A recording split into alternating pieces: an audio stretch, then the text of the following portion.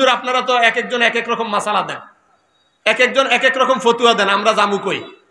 কেউ কোন আস্তে আমিন কইতে, কেউ কোন জোরে আমিন কইতে, কেউ কোন 8 রাকাত তারাবি পড়াইতে, কেউ কোন 12 রাকাত, কেউ কোন 20 রাকাত, কত রকমের সমস্যা আছে না? তা আমরা জামু কই? এটা একটা প্রশ্ন। শয়তান এই প্রশ্ন মাথার মধ্যে আইনা কয়, দূর বাদ দে, তুই যেমনি আছো সেমনি থাক। আচ্ছা, আমাদের এখানে আশেপাশে বড় ডাক্তারির জন্য বিখ্যাত জায়গা কোনটা? মাইজদি। কোনটা? আপনি একটা রোগ নিয়ে মাইজদি 5টা হাসপাতালে, কয়টা হাসপাতাল? 5টা হাসপাতালে যায়, দেখবেন 5টা হাসপাতালের বড় ডাক্তার আপনাকে যে প্রেসক্রিপশন দিবে, 5টা হাসপাতালের প্রেসক্রিপশন আপনার কোনোদিন মিলবে না। এখন 5টা হাসপাতাল থেকে ডাক্তার দেখানোর পরে আপনি প্রেসক্রিপশন নিয়ে যখন দেখবেন যে আরে এই বড় ডাক্তার একরকম প্রেসক্রিপশন দিছে, এ আরেক রকম দিছে, এ আরেক রকম দিছে, দূর শালারা সব পড়ালেখা করে নাই, বাটপার, এক একটা এক এক রকম লেখে, আমি আর চিকিৎসাই করুম না। কি এই কথা বলবেন নাকি? 5 জন কি করবেন? চিন্তা করবেন না? 5 জনে 5 রকম প্রেসক্রিপশন দিছে, কিরে কার ওষুধ খাই বেশি মানুষ বালা হয়, এরে টোকা।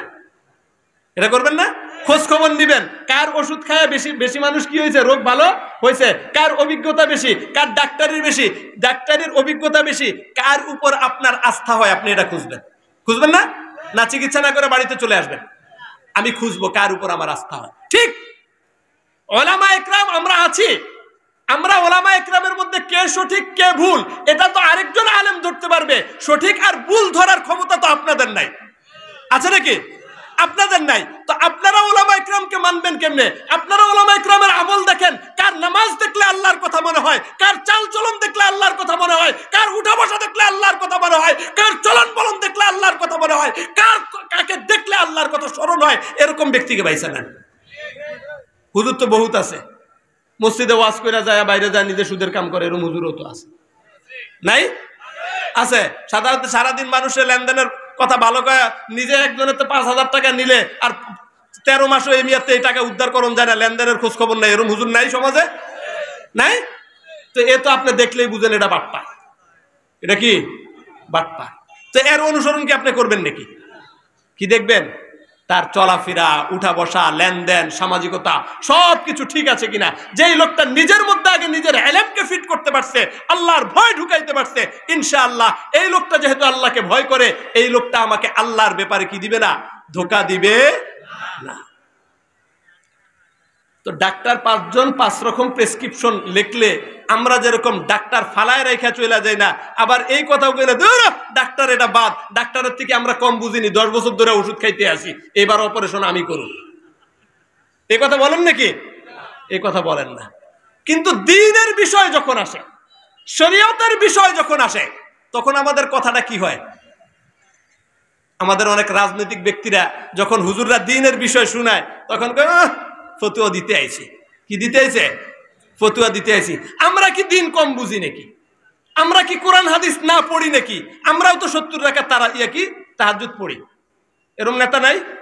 70 রাকাত তাহাজ্জুদ পড়ে উনি এই দেশের সবচেয়ে বড় কি হয়ে গেছে, আলেম হয়ে গেছে। উনি ফতুয়া দিতেছে মূর্তি বানান কি জায়েজ, হুজুররা যে ফতুয়া দিছে মূর্তি বানান না জায়েজ, এটা ভুল, উনি যে ফতুয়া দিছে এটা সঠিক। এরকম ফতুয়া দেওয়ার নেতা নাই এই দেশে? শুধু নেতা না, ওই নেতার হাজার হাজার অন্ধ অনুসারীও আছে এই দেশে। আজীব ব্যাপার। আমি বিল্ডিং বানাইতে হলে ইঞ্জিনিয়ারের কাছে যাই। লা ইলাহা ইল্লাল্লাহু মুহাম্মাদুর রাসূলুল্লাহ সাল্লাল্লাহু আলাইহি ওয়াসাল্লাম। যে কথাটা আপনাদেরকে বলতে চাচ্ছিলাম, যে এক ওয়াজ মাহফিলে জীবনের সকল প্রয়োজনীয় মাসলা মাসাইল আপনাদেরকে বলে বোঝানো সম্ভব না। আখিরাতে মুক্তি পেতে হলে, পরকালে নাজাত পেতে হলে অবশ্যই কোনো না কোনো আলেমের ডিরেকশন মেনে চলতে হবে, নির্দেশনা মেনে চলতে হবে, না হলে আমি কি হয়ে যাব? গোমরাহ হয়ে যাব, পথভ্রষ্ট হয়ে যাব। এখন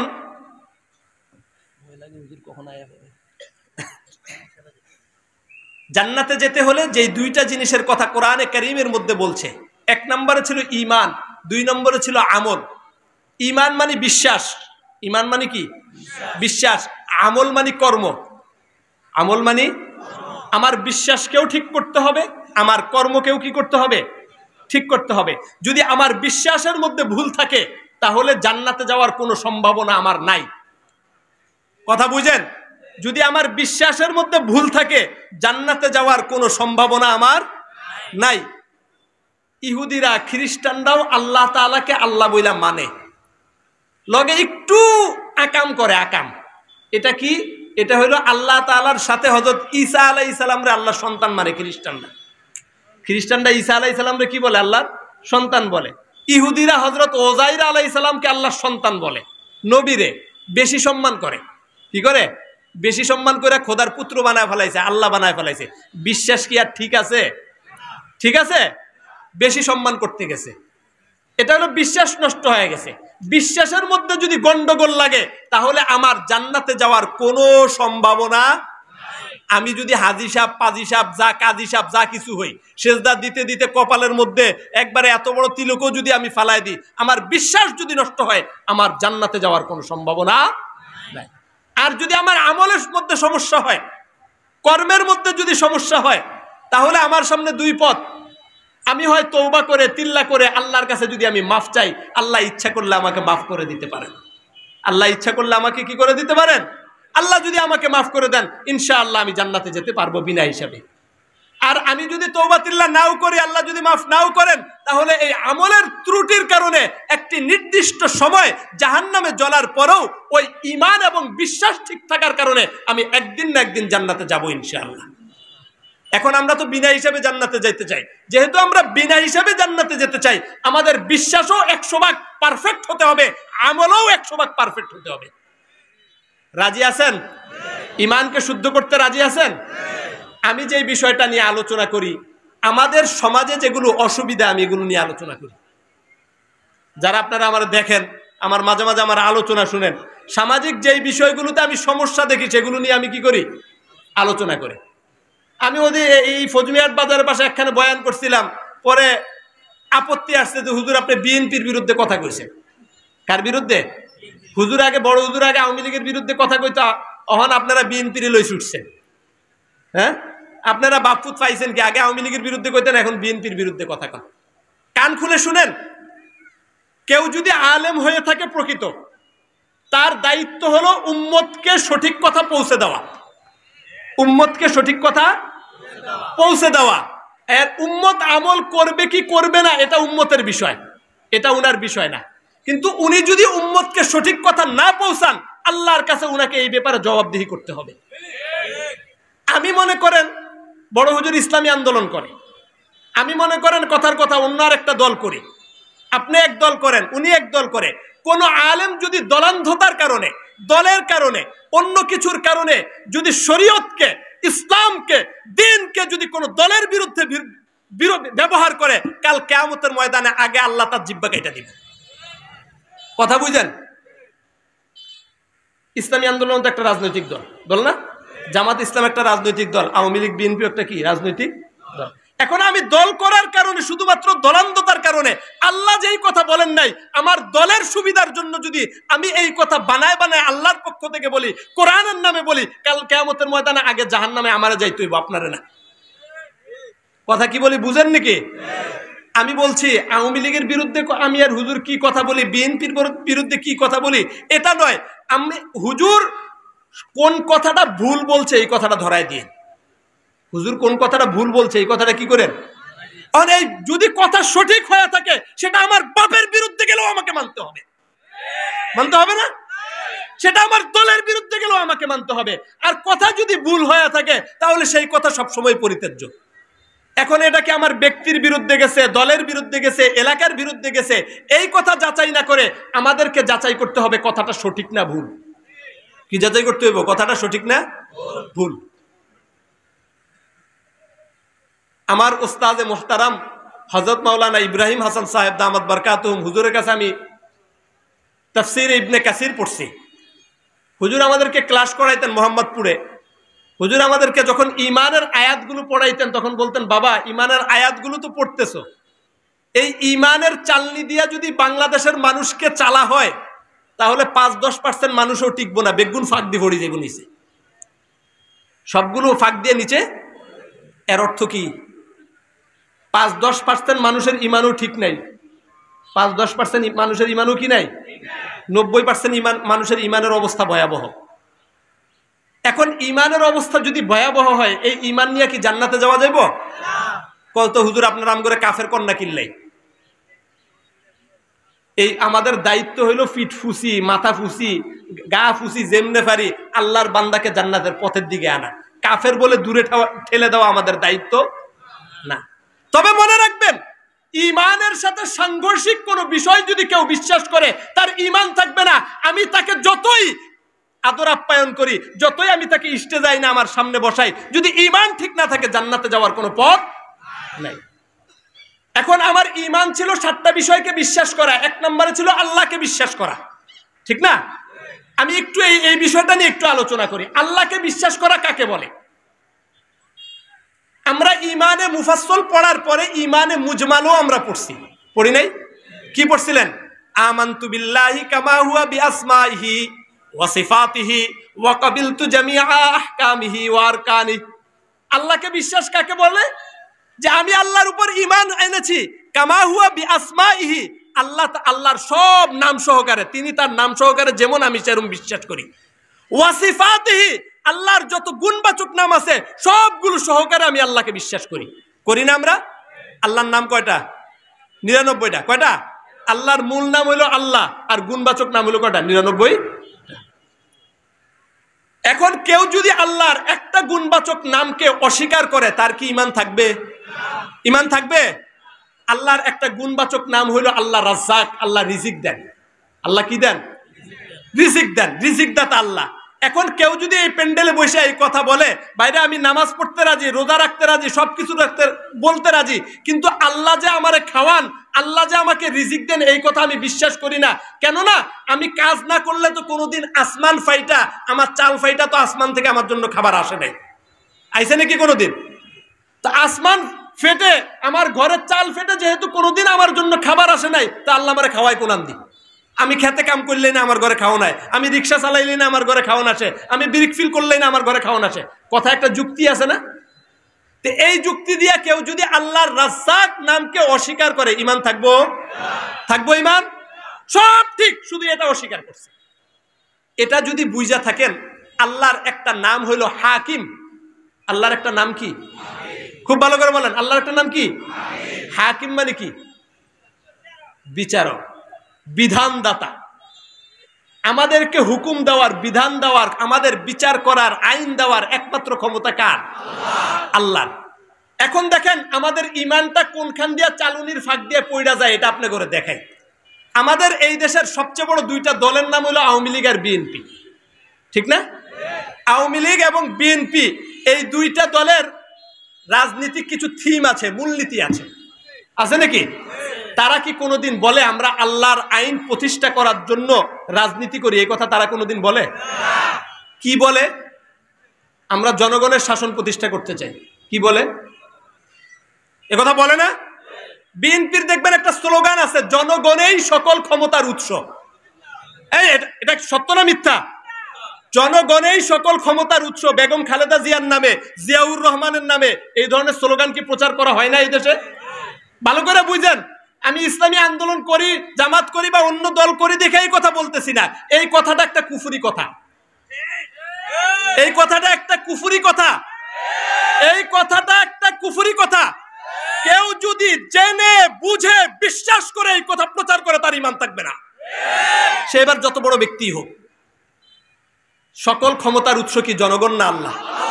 জনগণ না আল্লাহ? বাংলাদেশে যে সংবিধানের অধীনে আমরা চলি, ঈমান দেখাইতেছি, কোন ফাঁক দিয়ে আমরা পড়ে যাই এটা দেখাইতে আছি। এই সংবিধান কি বলে? এদেশের নির্বাচন হবে, নির্বাচনের পরে এমপিরা নির্বাচিত হবে, এমপিরা সংসদে যাবে, এমপিরা সংসদে যেয়ে এমপিদের বড় অংশ ইচ্ছা করলে এদেশের জনগণের জন্য যেই কোনো আইন বানাইতে পারবে। এটা এদেশের সংবিধান বলে না? এদেশের সংবিধান এই কথা বলে না? কইতে পারেন না আর কি কইবেন, হুজুর আমরা কি এত কিছু খবর রাখি নাকি? আমরা শুধু ধানের শীষার নৌকা শুনলেই লঙ্গি খুলে দেই দৌড়। আমগো কি আর এত কিছুর খোঁজ খবর আছে নাকি? সংসদ সদস্যদেরকে বাংলায় বলা হয় আইন প্রণেতা। সংসদ সদস্যদেরকে বাংলায় কি বলা হয়? আইন প্রণেতা। মানে যারা আইন বানায়, আইন রচনা করে। আইন বানানোর ক্ষমতা কার? এখন কেউ যদি এই কথা বিশ্বাস করে যে আমাদের এই সংসদের, আমার দল ক্ষমতায় গেছে, আমার এই সংসদের আইন বানানোর অধিকার আছে, আইন রচনা করার অধিকার আছে, তারা সংসদে বসে বসে আইন বানাবে, এদেশের জনগণের জন্য আইন তৈরি করবে, তার ঈমান শেষ। বুঝেননি কথা? কচু বুঝেন আর ঘোড়ার ডিম বুঝেন। কবির হুজুর এত মারাত্মক কথা কইতে আছেন, বলা আমার দায়িত্ব, মানবেন না না মানবেন আপনার বিষয়, বলা আমার দায়িত্ব। আল্লাহ বান্দা বানাইছে, ইন্নী জাইলুন ফিল আরদি খলিফা, আমি জমিনের মধ্যে আমার খলিফা বানাবো, আমার প্রতিনিধি বানাবো। কি বানাবো? প্রতিনিধির কাম কি? প্রতিনিধি কি নিজেই নিজে কাজ করতে পারে না আরেকজনের হুকুম বাস্তবায়ন করে? আরেকজনের হুকুম বাস্তবায়ন করে না। এই জমিন আল্লাহর, আসমান জমিনের রাজত্ব আল্লাহর, ক্ষমতা আল্লাহর, সকল কিছুর উৎস আল্লাহ রব্বুল আলামিন। এই জমিনে আল্লাহ আমাদেরকে পাঠাইছেন তার হুকুম বাস্তবায়ন করার জন্য, তার বিধান মতো এই জমিনকে শাসন করার জন্য। কেউ যদি মনে করে আমরা ক্ষমতায় যে আমরা ব্রিটিশদের আইনে এই দেশ চালাবো, দিল্লি আর ওয়াশিংটনের হুকুম অনুযায়ী এই দেশ চালাবো, আল্লাহর বিধান এই দেশে চলতে পারে না, এটা 1400 বছরের পুরাতন বিধান, ওই বিধান এখন এই আধুনিক যুগে চলে না। কোন দল যদি এই কথা বলে দলীয়ভাবে তারা কাফের, কোন ব্যক্তি যদি এই কথা বলে ব্যক্তিগতভাবে তারা কাফের, জান্নাতে যাওয়ার কোনো সুযোগ তাদের হবে না। আপনারা ঠিক কোন আর বেঠিক কোন তাতে কিছু আসে যায় না। বুঝার জন্য বলি, বুঝার জন্য বলি, আপনারা যদি পুরা গোষ্ঠীও আমার বিরুদ্ধে চলে যান, অনেকে কয় হুজুর আপনি যেমনে কন আগে বিএনপি আলার আপনি করে ভোট দিত, অন আপনি শেখ হাসিনা সরকার ফরার পরে বাজারের মিষ্টি বেগুন মানুষেরা খাওয়াই দিছে। আওয়ামী লীগ এলাকা তো সামনে কোনো ফট্টরা আসিল না, আপনারা যে ভোট দিব হেরা নিয়ত করে রাখছিল, মিষ্টি খাওয়ানোর পরে তো হেরা আর আপনারা ভোট দিত না, নিয়ত করছে। কিল্লাই আপনি হাসিনা সরকার ফরার পরে মিষ্টি খাওয়াইলেন, অন আবার ওয়াজ মাহফিলের মধ্যে বিএনপির লই ছুটেন, এটা লই ছুটেন, হেটা লই ছুটেন, তো সামনে তো আর আওয়ামী লীগ বিএনপির আলার আপনি করে ভোট দিব না। আমি কই আলহামদুলিল্লাহ। কি আলহামদুলিল্লাহ? চেয়ারম্যান হওয়া এটা কোনো মাকসাদ না, মেম্বার হওয়া এটা কোনো মাকসাদ না, ক্ষমতায় যাওয়া কোনো মাকসাদ না, আল্লাহর বান্দাকে আল্লাহর সাথে জুড়ানো এটা হইল মাকসাদ। আল্লাহর কথা বলার জন্য, কোরআনের কথা বলার জন্য, দ্বীনের কথা বলার জন্য এই চরকাদিরা ইউনিয়নের একটা মানুষও যদি আমাদেরকে ভোট দেয়, কসম খোদার আমাদের কোনো আপত্তি থাকবে না, সন্তুষ্ট থাকবো আমরা এই বিষয়ে, কসম খোদা। কিন্তু আপনাদেরকে খুশি করতে যায়, আপনাদের দলকে বাঁচাইতে যায়, দলের বিশ্বাসকে বাঁচাইতে যায় মিথ্যা কথা বলা, এই কোরআন এবং হাদিসের অপব্যাখ্যা করা আমাদের পক্ষে সম্ভব হবে না। কোন দল করবেন আপনি জানেন? আওয়ামী লীগ করবেন, বিএনপি করবেন, জামাত করবেন, তাবলিগ করবেন, পাবলিক করবেন, কি করবেন, ইসলামী আন্দোলন করবেন, আপনার বিষয়।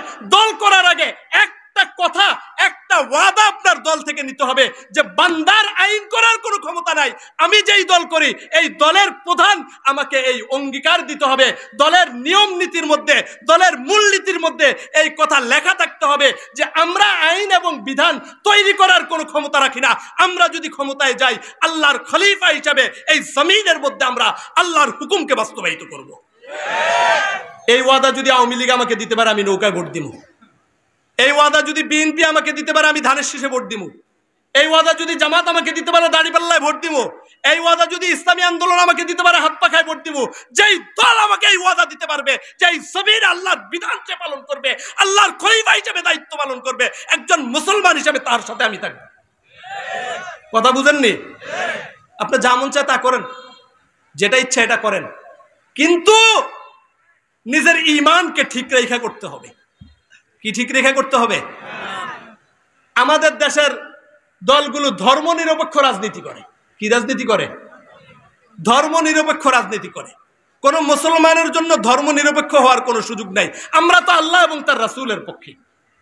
কার পক্ষে? আল্লাহ এবং তার রাসূলের পক্ষে। আমরা তো চরম সাম্প্রদায়িক, আমাদেরকে সাম্প্রদায়িক গালি দিয়ে তো কোনো লাভ নাই। এটা তো আমার ইজ্জতের জায়গা, এটা তো আমার সম্মানের জায়গা। আমি বড় গলায় বলি আমি একজন মুসলিম এবং মুসলিম হিসাবে গর্বিত। তোমরা সাম্প্রদায়িকতার নামে, ধর্ম নিরপেক্ষতার নামে তোমরা এদেশের মানুষকে গত 50 বছর নয়, গত বাংলাদেশের স্বাধীনতার পর থেকে নয়, পাকিস্তান আমলে নয়, ব্রিটিশ আমলে নয়, যখন থেকে তোমরা জনগণের এবং মানুষের আইন দ্বারা এদেশের জনগণকে তোমরা শাসন করা শুরু করেছ, তখন থেকে তোমরা মানুষকে কোনো মুক্তি দিতে পারো না। এদেশে প্রধানমন্ত্রী তো বহুত দূরের কথা, মন্ত্রী এমপিদের বিরুদ্ধে কি কাজীর আদালতে দাঁড়ানো যায়? মামলা করা যায়? এদেশে ক্ষমতাসীন দলের বিরুদ্ধে কোনো ব্যবস্থা নেওয়া যায়? নেওয়া যায় কোনো ব্যবস্থা? যারা মামলা করেন, যারা কোর্ট কাচারিতে যান, তারা বুঝবেন। একজনে যদি একটা মিথ্যা মামলাও করে, যৌতুক নিছে, এই নিছে, এই নিছে, একটা মিথ্যা মামলাও যদি করে, পুলিশে যদি 10-20 হাজার টাকা ধরায় দেওয়া যায় একটা কোনো মতন, ঠিক আছে, সেই রাইতে আপনি গ্রেফতার না। এরপরে বেডি যাই যদি কোর্টে দাঁড়ায় কয় আমার পিটাইছে, কোনো প্রমাণ হওয়া লাগবে না, 6 মাস এমনি জেলে পয়সা থাকতে হইব। সঠিক না বেঠিক? আপনি কি আসলেই দোষী কি দোষী না, এটা নির্ধারণ হইতে হইতে এই মানুষের আইনে, ব্রিটিশের আইনে 2-4-5 বছর লাগে না? তো এর মধ্যে দিয়ে আপনার জায়গা জমিন যা আছে, অর্থ সম্পদ সবকিছু শেষ হয় কি হয় না? যতদিন পর্যন্ত আল্লাহর আইন এই জমিনে বাস্তবায়িত না হবে, ততদিন পর্যন্ত মানব রচিত আইন দিয়ে আওয়ামী লীগ বিএনপিকে শোষণ করবে, বিএনপি আওয়ামী লীগকে শোষণ করবে। এখন আওয়ামী লীগ দৌড়ায় না অপারেশন ডেভিল আর নামে? দৌড়ায় কি দৌড়ায় না? দৌড়ায়। পুলিশ কোন গুণ? যেগুন কয়দিন আগে বিএনপি এলা করে গুলি করছে, এই দেশের জনগণকে গুলি করছে, এগুলো আওয়ামী লীগ দৌড়ায় না? আওয়ামী লীগ এখন দেশ ছাড়া, আওয়ামী লীগ এখন দেশ ছাড়া, কিন্তু ওই প্রশাসন তো এখনো বসে আছে। এখন আওয়ামী লীগ নেতা কর্মী করে দৈরা এখনকার টাকা দেয়, কি দেয়? টাকা দেয়। এবার টাকা দিলে ছাড়া। আল্লাহর আইন নাই বলে আজকে এদেশের জনগণের কপালের মধ্যে বিচ্যুতি। যতদিন পর্যন্ত আমরা আল্লাহর আইনের জন্য না লড়বো, যতদিন পর্যন্ত আমরা মিথ্যা আর ধোঁকার মধ্যে নিপীড়িত হয়ে এই মানব রচিত দলগুলোর পিছনে ঘুরতে থাকবো, খোদার কসম আমাদের এই কপাল থেকে এই বেইজ্জতি কোনোদিন যাবে না। জান্নাত তো বহুত দূর। হুজুর চলে আসছেন। ওয়া আখিরু দাওয়ানা আলহামদুলিল্লাহ।